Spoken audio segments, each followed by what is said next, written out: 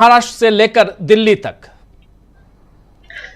देखिए राजू जी, राजनीति रोज करवट बदल रही है और अब विपक्ष जिस मजबूती के साथ, जिस आक्रामक अंदाज में मोदी सरकार को चुनौती दे रहा है, वो शायद 10 साल में नहीं हुआ था। क्योंकि उस समय तो एक अकेला सब पर भारी वाला जुमला काम कर रहा था।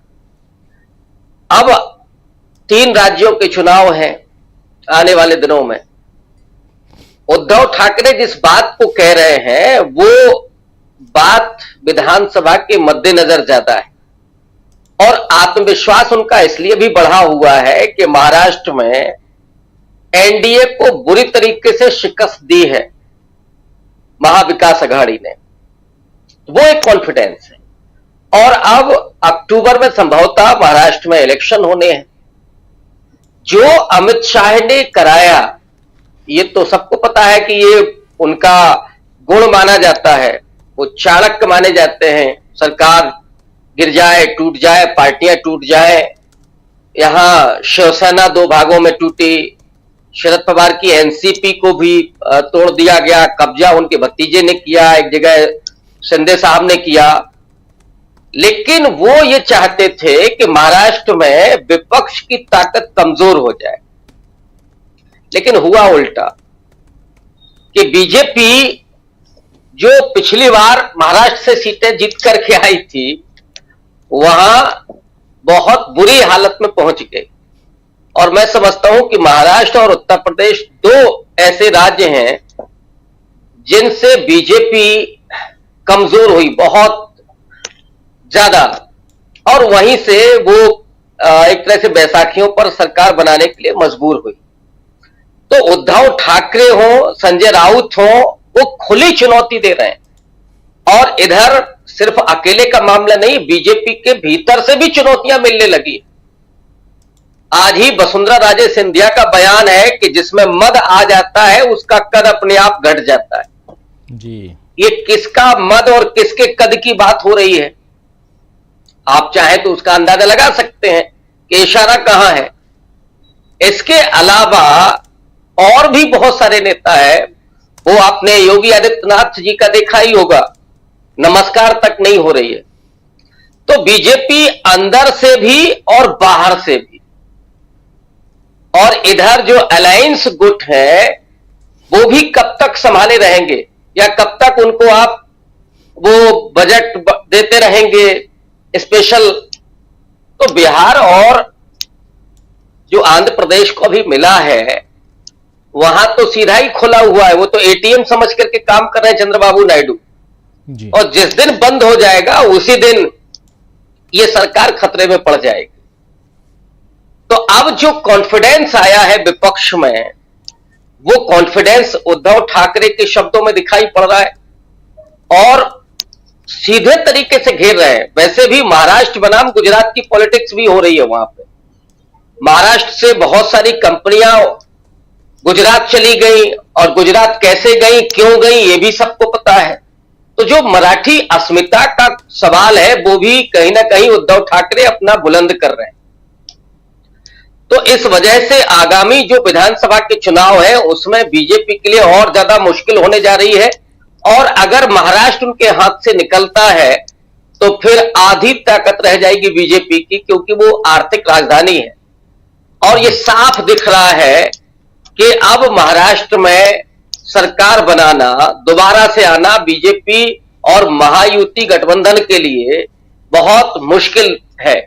जी राजीव जी, बिल्कुल आप सही कह रहे हैं। महाराष्ट्र में बीजेपी या महायुति, प्रोफेसर रविकांत जी।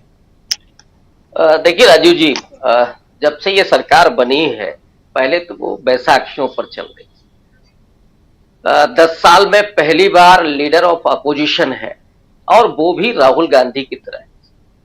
राहुल गांधी पिछले 10 साल से ही उन मुद्दों पर लगातार सरकार को घेरते रहे हैं, चाहे वो नोटबंदी रहा हो, जीएसटी हो, किसानों के मुद्दे रहे हो, बेरोजगारी का सवाल रहा हो।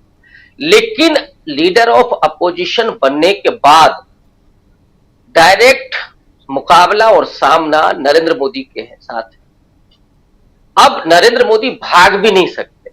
अभी तो कई ऐसी समितियां हैं जहां पे लीडर ऑफ अपोजिशन को रहना है, और राहुल गांधी जिस हिम्मत के साथ वो सवाल खड़े कर रहे हैं बिना डरे, चाहे अंबानी और अडानी का सवाल हो या करप्शन का इशू हो, सरकार की तमाम नीतियों के फेलियर के मुद्दे हों, बजट पर और जो उन्होंने भाषण दिया है उसी समय को आप याद कर लीजिए कि मिडिल क्लास को किस तरह से खत्म कर दिया इस सरकार ने। इन तमाम मुद्दों की जो उसकी सरगर्मी है, उसकी जो तासीर है, वो ये बताती है कि राहुल गांधी की बात पहुंच रही है लोगों तक। गंभीरता से लोग राहुल गांधी को सुन रहे हैं और समझ रहे हैं। लगातार राहुल गांधी की विश्वसनीयता बढ़ रही है, और ऐसे में राहुल गांधी पर ईडी के जरिए उनको फंसाने की कोशिश करना, ये राहुल गांधी का ट्वीट था, वो भी रात को 1:52 पर शायद। राहुल गांधी ऐसे भी कोई कभी नॉन सीरियस कभी ट्वीट नहीं करते, और उसमें ये पूरा उत्साह दिखाना कि हम बाहें खोल करके स्वागत करने के लिए तैयार हैं, चाय बिस्किट मेरी तरफ से आइए, ये बताता है कि कोई बड़ी साजिश चल रही थी राहुल गांधी को रोकने के लिए, उनका मुंह बंद करने के लिए। और उसके बाद वो हिम्मत नहीं हुई, फिर बीजेपी का आईटी सेल लगा रहा कि देखिए कहां था क्या था, राहुल गांधी ऐसे ही माहौल बना रहे थे, लेकिन वो चाल नाकामयाब हो गई। और राहुल गांधी लगातार, बल्कि मैं तो ये कहूंगा कि राहुल गांधी लगातार भारत जोड़ो यात्रा पर ही है, चाहे वो मुकदमे में पेशी के लिए गए हो, जब सुल्तानपुर गए और लौटे तो किससे मिलते हैं, रामचेत से, वो भी भारत जोड़ो यात्रा से कम नहीं साबित हुई।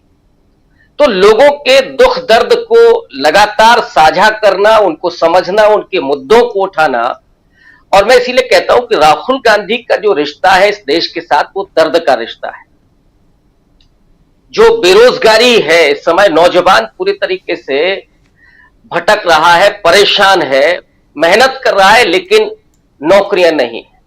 नौकरी निकलती है तो पेपर लीक होता है, अब पेपर लीक के बाद अब दूसरा शुरू हो गया है, वाटर लीक। तो जो लोग पिछले 70 साल का हिसाब मांग रहे थे राजीव जी, वो 1 साल का हिसाब नहीं दे पा रहे हैं। अभी 1 ही साल हुआ है, या 1 साल भी नहीं हुआ पूरा पार्लियामेंट को बने हुए, जहां पानी टपकने लगा है। तो बेरोजगारों के उस मुद्दे को, किसानों के सवाल को, एमएसपी की गारंटी के बाद, और सबसे ज्यादा भारतीय जनता पार्टी जहां मुश्किल में फंसती है वो है कास्ट इशू या सोशल जस्टिस का इशू। कास्ट सेंसस की बात कर रहे हैं राहुल गांधी, लगातार बात कर रहे हैं। बीजेपी धर्म की राजनीति के जरिए सोशल जस्टिस को डाइवर्ट करना चाहती, उसको डाइल्यूट करना चाहती। जाति की राजनीति तो बीजेपी भी करती है, लेकिन सामाजिक न्याय की राजनीति राहुल गांधी कर रहे हैं। विपक्ष सामाजिक न्याय की राजनीति के साथ खड़ा हुआ है। तो उस पिच पर बीजेपी का खेलना बहुत मुश्किल है, वहां हिट विकेट होता है। तो ऐसे में जैसे ही उन्होंने कास्ट सेंसस का मुद्दा उठाया, वैसे ही तैयारी शुरू हो गई ईडी की छापेमारी।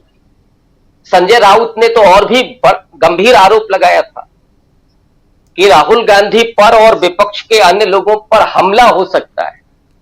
ये दिखाता है कि विपक्ष से और खास करके राहुल गांधी से ये पूरा सत्ता तंत्र किस तरीके से भयभीत है, बौखलाया हुआ है और सामना नहीं कर पा रहा। अभी तो रेल मंत्री की भी टिकट कटनी है जल्दी ही, अगर यही चलता रहा तो।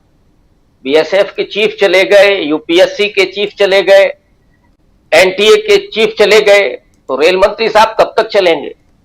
आजकल उनकी रेल पानी पर दौड़ रही है। एक पिछले 2 महीने में शायद 11 एक्सीडेंट हुए हैं, जिसमें 21 लोगों की मौत हुई है जी। इसकी जवाबदेही कौन तय करेगा?